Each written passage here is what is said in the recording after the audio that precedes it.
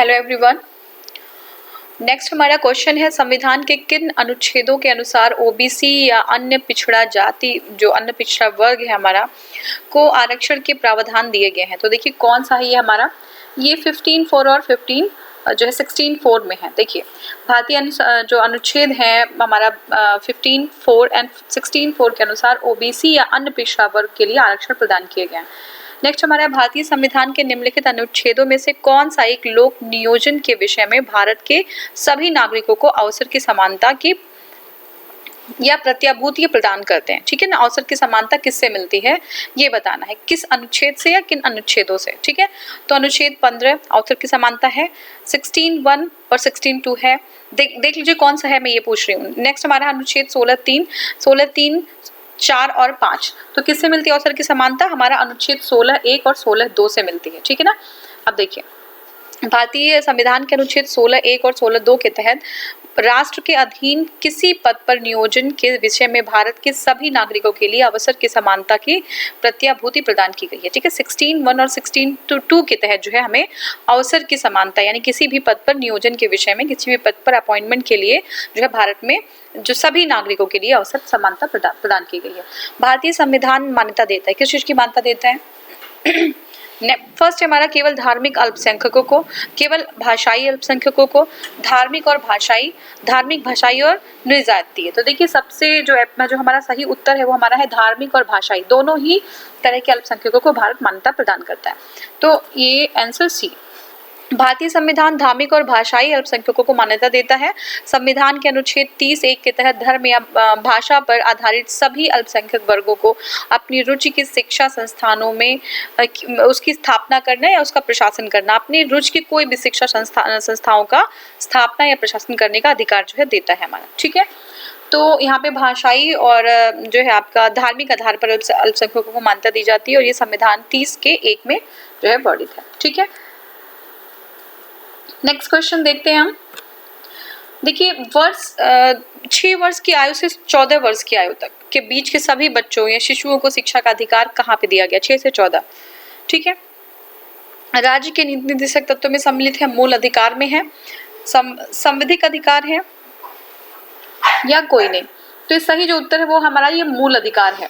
ठीक है, 86वें संविधान संशोधन 2002 के द्वारा प्राथमिक शिक्षा को मूल अधिकार बना दिया गया था। ठीक है, याद रखिएगा 86 कॉन्स्टिट्यूशन अमेंडमेंट 2002 के द्वारा जो हमारा प्राइमरी एजुकेशन है, प्राथमिक शिक्षा को मूल अधिकार बना दिया गया। अतः संविधान के भाग 3, ठीक है, कौन से भाग में? भाग 3 में नया अनुच्छेद 21 का जोड़ा गया जिसके अनुसार 4 से 64, कौन सा भाग जोड़ा गया? 21 का जोड़ा गया जिसके अनुसार 4 से 14 वर्ष की आयु के सभी बालकों को निःशुल्क और अनिवार्य शिक्षा की व्यवस्था होगी।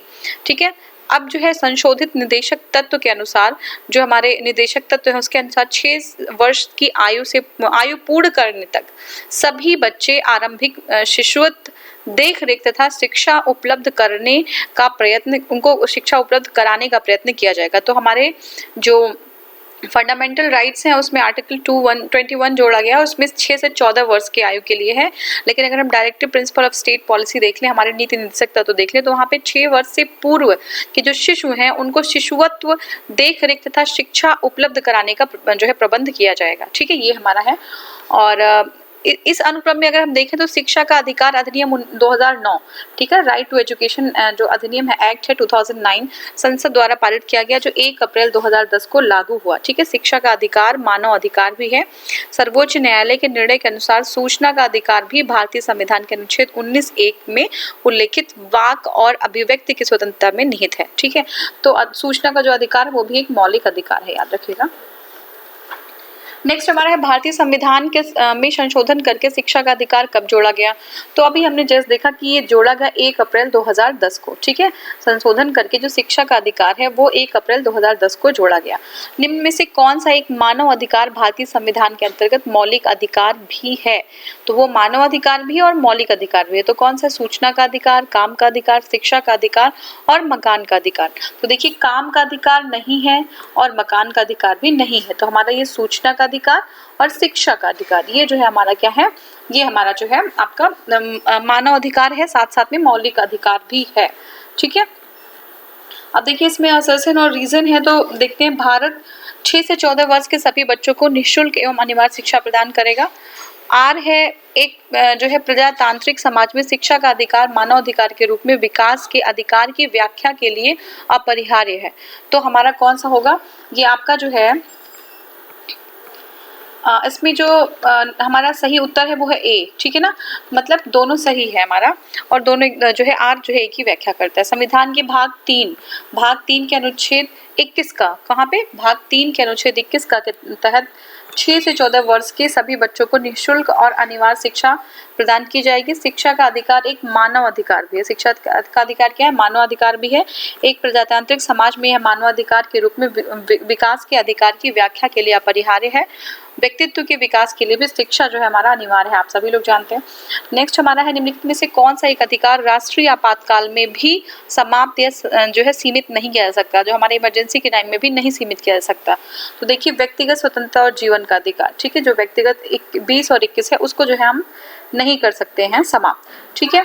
तो 44वें संविधान संशोधन 1978 के बाद अनुच्छेद 21 में प्रदत्त प्राण और दैहिक स्वतंत्रता का मौलिक अधिकार, जीवन का अधिकार इसको कहते हैं, राष्ट्रीय आपातकाल की स्थिति में जो है समाप्त नहीं किया जा सकता, ठीक है। ये 44वें संविधान संशोधन 1978 के द्वारा जो है ये प्रदत्त किया गया। और इसमें यदि राष्ट्रीय आपातकाल या युद्ध या बाह्य आक्रमण के आधार पर घोषित, अगर कोई आपातकाल घोषित होता है, किसके आधार पर, युद्ध या बाह्य आक्रमण के, तो सभी मूलाधिकार स्थगित किए जा सकते हैं। परंतु जो हमारा आर्टिकल 21 है तथा 20, ठीक है ना, 20 क्या है, अपराधों के लिए दोष सिद्ध के संबंध में संरक्षण, तो ये दोनों जो है स्थगित नहीं किया जाएगा। और अगर सशस्त्र विद्रोह हो जाता है, उसके कारण आपातकाल घोषित हुआ है, तो 20-21 के जो है 20-21 के साथ अनुच्छेद 19 जो हमारी राइट टू स्पीच है, ठीक है ना, वो भी जीवित रहता है। तो अगर हमारा सशस्त्र विद्रोह हो गया है तो 20-21, 19-20-21, ठीक है, 19-20-21 तीनों ही जो है निलंबित कोई भी नहीं होगा, तीनों ही जो है जीवित रहेंगे, ठीक है। अनुच्छेद 358 के अनुच्छेद 19 के द्वारा दिए गए मूल अधिकारों के निलंबन से संबंधित है। अनुच्छेद जो हमारा 358 है उसमें अनुच्छेद आर्टिकल 19 द्वारा दिए गए मूल अधिकारों के निलंबन से संबंधित है। अनुच्छेद 359 है अन्य मूल अधिकारों के निलंबन से, ठीक है, 20-21 के द्वारा प्रदत्त अधिकारों को छोड़कर सारे का निलंबन हो जाएगा, ठीक है, 359 में। नेक्स्ट हमारा है भारतीय संविधान के अनुच्छेद 25 में हिंदू शब्द जो है किसे सम्मिलित नहीं करता। हिंदू किसको नहीं करता, बौद्ध, पारसियों, सिखों और जैनों को। तो देखिए पारसियों को जो है हिंदू सम्मिलित नहीं करता, ठीक है। हिंदू किसको सम्मिलित करता है, बौद्ध को, जैन को और सिख को। किस में है, आर्टिकल 25 में। तो 25 के 2 ख में जो है हिंदू शब्द जो है वो बौद्ध, जैन और सिख सम्मिलित है, पारसी इसमें सम्मिलित नहीं है, ठीक है। तो जो पारसी हैं वो जो है हिंदू में सम्मिलित नहीं है, बौद्ध, जैन और सिख हैं। नेक्स्ट हमारा है भारत के किसी धार्मिक समुदाय या संप्रदाय को यदि राष्ट्रीय स्तर पर अल्पसंख्यक वर्ग का दर्जा दिया जाता है तो वह किस या किन विशेष लाभ या लाभों का हकदार हो जाता है, ठीक है। तो विशेष दर्जा देने पे अगर अल्पसंख्यक का जो है राष्ट्रीय स्तर पर अल्पसंख्यक का दर्जा दिया जाता है तो कौन से जो है उसको जो है लाभ हासिल होंगे, ठीक है। वह संप्रदाय या समुदाय विशेष शैक्षणिक संस्थानों की स्थापना और का संचालन कर सकता है, ठीक है। नेक्स्ट हमारा है ये अल्पसंख्यकों की बात कर, ध्यान रखिएगा, भारत के राष्ट्रपति स्वयं में वो इस जो है समुदाय के एक प्रतिनिधित्व को लोकसभा में मनोनीत करेंगे। दूसरा हमारा है नेक्स्ट है यह संप्रदाय प्रधानमंत्री की 15 पॉइंट कार्यक्रम के लाभ को प्राप्त करता है। तो हमारा 1 और 3 है, ठीक है, 1 और 3 है, वो जो राज्य में इसमें जो था कि मनोनीत करने वाला लोकसभा में है ये नहीं होगा, ठीक है। तो हमारा है देखिए भारतीय संविधान के मूल अधिकारों के तहत अनुच्छेद 30 के अंतर्गत कौन सा अनुच्छेद 30 के अंतर्गत अल्पसंख्यक वर्गों की अपनी रुचि के शिक्षा संस्थानों में स्थापना और प्रशासन, ठीक है, का जो अधिकार है वो दिया गया है। और ये 2006 में केंद्र सरकार द्वारा अल्पसंख्यक वर्गों के कल्याण के लिए प्रधानमंत्री का 15 सूत्रीय कार्यक्रम प्रारंभ किया गया।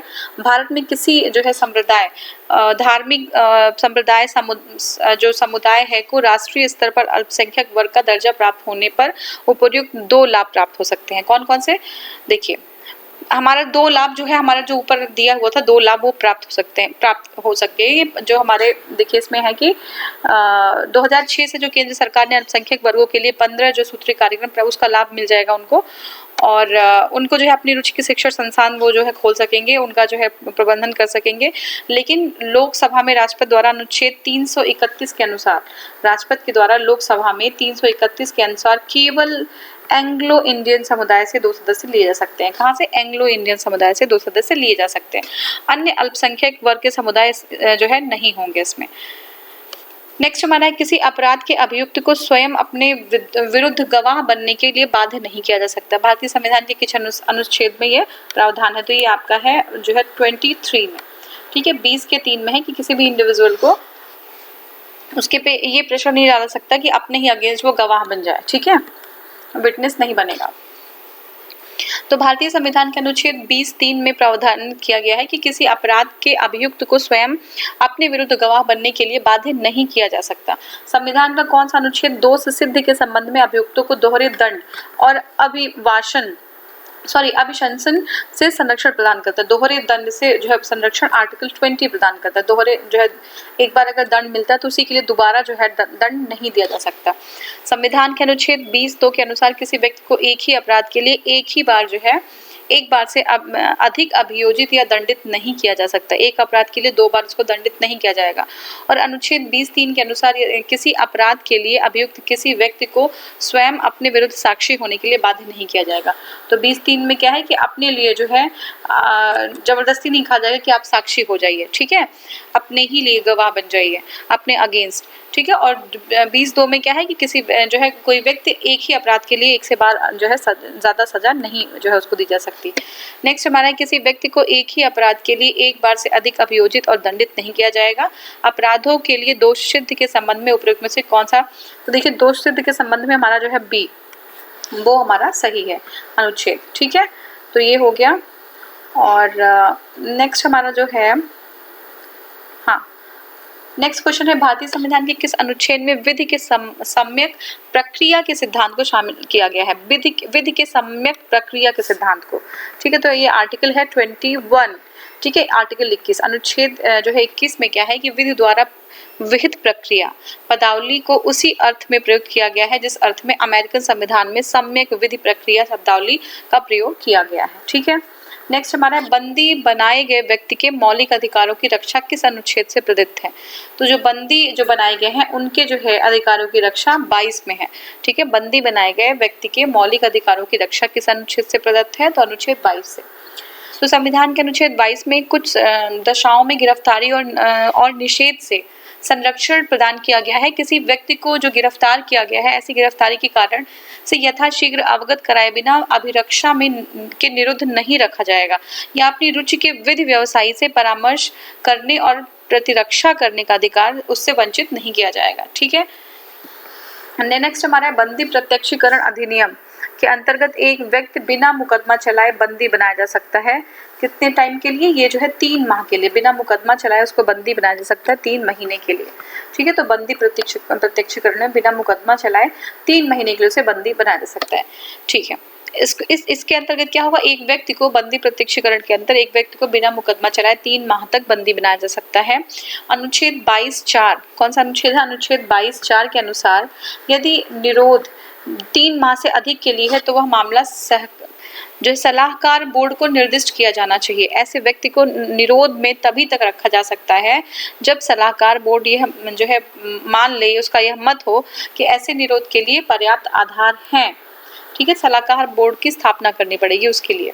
निम्नलिखित में से किस एक प्रलेख को किसी व्यक्ति की स्वतंत्रता का महानतम रक्षक माना जाता है? तो महानतम रक्षक कौन है? बंदी प्रत्यक्षीकरण, ठीक है ना। जो है गवर्नमेंट कोर्ट क्या है? वो बॉडी जो वो इंडिविजुअल है उनको अपने सामने बुलाने का अधिकार जो है उनके पास रहता है। तो भारतीय संविधान के अनुच्छेद 32, ठीक है, के तहत उच्च न्यायालय के मौलिक अधिकारों को प्रवर्तित करने के लिए 5 प्रकार के रिट्स जो है जारी करने की शक्ति है। तो फर्स्ट हमारा है बंदी प्रत्यक्षीकरण, फिर परमादेश, फिर प्रतिषेध, लेख और उत्प्रेषण, और फिर हमारा नेक्स्ट है अधिकार परीक्षा। बंदी प्रत्यक्षीकरण लेख को किसी व्यक्ति की स्वतंत्रता का महानतम रक्षक माना जाता है। यह उस व्यक्ति के संबंध में न्यायालय द्वारा जारी आदेश है जिसे दूसरे द्वारा हिरासत में रखा गया है। इसके द्वारा बंदीकरण अधिकार को आदेश दिया जाता है, जो बंदीकरण अधिकारी है उनको आदेश दिया जाता है कि बंदी व्यक्ति को निश्चित समय के अंदर न्यायालय के सामने जो है प्रस्तुत करें। नेक्स्ट हमारा है मूल अधिकारों से संबंधित निम्नलिखित निर्णयों का सही कालाक्रम क्या है। ठीक है, मूल अधिकारों से जो है संबंधित जो निम्नलिखित है उसका सही कालानुक्रम क्या होना चाहिए। ठीक है, तो आपका जो सही है वो है सी। तो देखिए मूल अधिकारों के लिए जो सबसे पहला हमारा था वो है ए.के. गोपालन बनाम मद्रास 1950 में। ए.के. गोपालन बनाम मद्रास 1950 में, गोलकनाथ बनाम जो है पंजाब राज 1960 में, केशवानंद भारती 1973 में और मिनर्वा मिल केस 1980 में। ठीक है, तो याद रखिएगा ए.के. गोपालन है, फिर जो है गोलकनाथ है, फिर केशवानंद और फिर मिनर्वा मिल जो है वो हमारा फंडामेंटल राइट्स सॉरी ये आपका जो है संविधान का जो मूल जो है ढांचा है उसके लिए है। ठीक है ना, मूल अधिकारों के लिए।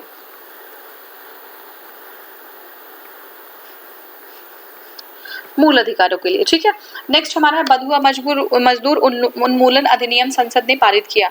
तो बधुआ मजदूर उन्मूलन अधिनियम कब पारित किया गया? 1976 में पारित किया गया, 1976 में। ठीक है, नेक्स्ट हमारा है देखिए इसमें एक्सप्लेनेशन, बधुआ मजदूरी प्रथा उन्मूलन अध्यादेश 25 अक्टूबर 1975 को जारी किया गया। इसी तिथि से प्रभावी भी हुआ। इसके स्थान पर बाद में बधुआ मजदूर प्रथा उन्मूलन अधिनियम 1976 ने ले लिया, जिसका उद्देश्य है कि अनुच्छेद जो हमारा 23 है के परिप्रेक्ष्य में केवल बधुआ श्रमिकों को मुक्त करना ही नहीं, अपितु उसके पुनर्वासन का व्यवस्था भी करना जो है वो भी इसके अंतर्गत लाया गया है। ठीक है, जोखिम भरे उद्योगों में बाल श्रम का उपयोग निषिद्ध किया गया है। कौन सा जो है कब निषिद्ध किया गया? भारत के संविधान द्वारा, 10 दिसंबर 1976 सर्वोच्च न्यायालय के निर्णय द्वारा, संयुक्त राष्ट्र के चार्टर द्वारा और उपयुक्त सभी द्वारा। तो ये हमारा सभी होना चाहिए, सभी। ठीक है, संविधान में भी है हमारे 10 दिसंबर 1996 में जो सर्वोच्च न्यायालय के निर्णय द्वारा भी किया गया था, और जो एक चार्टर है संयुक्त राष्ट्र का उसके द्वारा भी है। तो ये सारा जोखिम भरे उद्योगों के में बाल श्रम का उपयोग सर्वत्र निषिद्ध है। भारतीय संविधान के अनुच्छेद 24 द्वारा इसे निषिद्ध किया गया है। और MC मेहता बनाम तमिलनाडु राज्य AIR 1996 के निर्णय में उच्चतम न्यायालय ने 14 वर्ष से कम आयु के बालकों, जो 14 ईयर्स से बिलो के जो हमारे बच्चे हैं, उनको जोखिमपूर्ण बाल श्रम से निषिद्ध किया गया है। संयुक्त राष्ट्र चार्टर द्वारा भी इसे निषिद्ध किया गया है। ठीक है, तो इसमें हमें पूर्ण करना है कि बिना कर्तव्य के जो मतलब हमारा क्या होगा इसमें कि बिना कर्तव्य उसी प्रकार के है जैसे मनुष्य बिना परछाई के। ठीक है, तो हमारा होगा अधिकार। ठीक है, अधिकार बिना कर्तव्य के उसी प्रकार है जैसे मनुष्य बिना परछाई के होता है। ठीक है, तो देखिए अर्नेस्ट बार्कर का कथन है कि अधिकार बिना कर्तव्य के उसी प्रकार है जैसे मनुष्य बिना परछाई के होता है, और ये थोड़ा कॉमन सेंस भी था। नेक्स्ट हमारा है भारत के संदर्भ में निम्नलिखित में से कौन सा जो अधिकार है, अधिकारों और कर्तव्यों के बीच सही संबंध है? कौन सा है सही संबंध है? तो देखिए अधिकार कर्तव्यों के साथ सह संबंधित है, अधिकार व्यक्तिगत है और समाज और कर्तव्यों से स्वतंत्र है। ठीक है, नागरिक के व्यक्तित्व के विकास के लिए अधिकार न कि कर्तव्य महत्वपूर्ण है। राज्य के स्थायित्व के लिए कर्तव्य न कि अधिकार महत्वपूर्ण है। तो सही जो हमारा उत्तर है वो अधिकार कर्तव्यों के साथ सह संबंधित है, ये सही उत्तर है। ठीक है, तो अधिकार क्या है? कर्तव्यों के साथ हमारे सह संबंधित है। और कैसे है देखते हैं। भारत के संदर्भ में अधिकार और कर्तव्य एक ही वस्तु के दो चरण हैं। ठीक है, मानव व्यक्ति के विकास के लिए अधिकार महत्वपूर्ण होते हैं। ये किसी व्यक्ति को स्वतंत्र कार्य करने हेतु पर्याप्त क्षेत्र उपलब्ध कराते हैं। ठीक है, किसी व्यक्ति को स्वतंत्र कार्य करने के लिए पर्याप्त क्षेत्र उपलब्ध कराते हैं और इस तरह आत्म विकास पर आधार निर्मित करते हैं। यद्यपि लोकतांत्रिक व्यवस्था में अधिकारों की विशेष महत्ता है। तो अगर लोकतांत्रिक व्यवस्था देखें तो उसमें अधिकारों की बहुत ही विशेष महत्ता होती है, लेकिन कर्तव्यों की अनुपस्थिति में अर्थहीन होते हैं। इसलिए हमारे पास फंडामेंटल राइट और फंडामेंटल ड्यूटीज दोनों हैं। एक व्यक्ति के पास अधिकार है तो उसे अच्छे कार्यों में अपना योगदान देना चाहिए। व्यक्ति को असामाजिक कार्यों को करने का अधिकार नहीं है।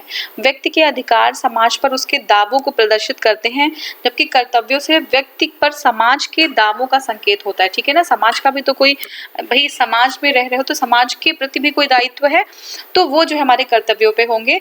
और भारत के संदर्भ में अधिकार कर्तव्यों के साथ सह संबंधित है। ठीक है, भारत के अगर कॉन्टेक्स्ट में देखें तो सह संबंधित होगा अधिकार और कर्तव्य। अब ये कथन है, इसमें से सही कौन सा है हमें बताना है। देखिए, अधिकार नागरिकों के विरुद्ध, जो अधिकार है वो नागरिकों के विरुद्ध राज्य के दावे हैं। अधिकार के वे विशेषाधिकार हैं जो किसी राज्य के संविधान में समाविष्ट हैं। अधिकार राज्य के विरुद्ध नागरिकों के दावे हैं और अधिकार अधिकांश लोगों के विरुद्ध कुछ नागरिकों के विशेषाधिकार हैं। तो हमारा जो सही है ये सी है।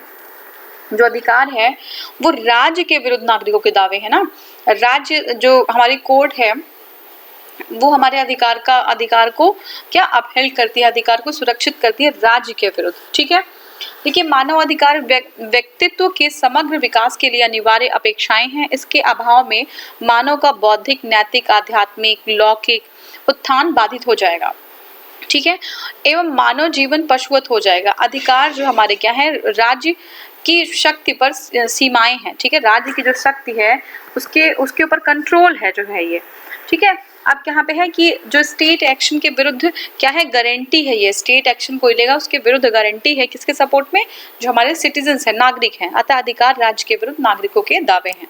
ठीक है, सेवा का अधिकार की अवधारणा प्रारंभ हुई। सेवा के अधिकार की अवधारणा कहाँ पे, ये ग्रेट ब्रिटेन में। कहाँ पे, ग्रेट ब्रिटेन में। देखिए, सेवा के जो अधिकार है उसकी अवधारणा वर्ष 1991 में ग्रेट ब्रिटेन यूनाइटेड किंगडम में प्रारंभ हुई। इसका तात्पर्य उस अधिकार से है जिसके तहत राज्य एक निश्चित अवधि के अंदर लोक सेवाएं देने की गारंटी करता है। तो राज्य क्या करता है, एक निश्चित अवधि के अंदर लोक सेवाएं देने की गारंटी देता है। इसे सिटीजन चार्टर भी कहा जाता है। और भारत में केंद्रीय स्तर पर ऐसा कानून बनाने का प्रयास the right of the citizen for time bound delivery of goods and services and redressal of the grievances bill 2011 के माध्यम से किया गया, परंतु वह पारित नहीं हो सका। हालांकि मध्य प्रदेश सेवा का अधिकार अधिनियम लागू करने वाला देश का पहला राज्य बना है। इसने यह कानून 25 सितंबर 2010 को लागू किया और दूसरा स्थान जो है बिहार का है। तो एमपी और बिहार में जो है ये लागू हो गया है और यह जो है 15 अगस्त 2011 को लागू किया गया। ठीक है, तो नेक्स्ट क्वेश्चन देखते हैं। अच्छा, नेक्स्ट हमारा है राज्य के नीति निर्देशक तत्व। ठीक है, directive principle of state policy. तो ये हम नेक्स्ट वाले वीडियो में स्टार्ट करेंगे। Thank you so much for watching. Thank you. और अगर आपको ये वीडियो पसंद आ रहा है तो आप जो है चैनल को जो है सब्सक्राइब कर सकते हैं, लाइक कर सकते हैं वीडियो को और शेयर भी करिए ताकि और भी जो लोग हैं जिनको नीड है कि ये जो परीक्षा मंथन, जो हमारी परीक्षा वाणी की बुक है, ये बहुत टाइम टेकिंग होता है, बहुत ही ज़्यादा लेंदी होता है। तो ऐसे में क्या होता है, वीडियो के थ्रू हम इजीली जो है, और जब चीज़ें हम विजुअली जो है सुनते हैं, ठीक है, वीडियो देखते हैं, वो ऑडिटरी चीज़ें जो होती हैं वो हमारे दिमाग में बहुत जल्दी बैठती हैं। तो मैं भी ऐसा ही ढूंढा करती थी, लेकिन अभी जो है ये चीज़ बेनिफिशियल होती है एक तरीके से कम टाइम में। अगर आप चाहिए तो 2x करके या फिर आप 1.75 1.5 जो भी आपको सुटेबल लगता है आप उससे जल्दी जल्दी इसको कवर कर सकते हैं।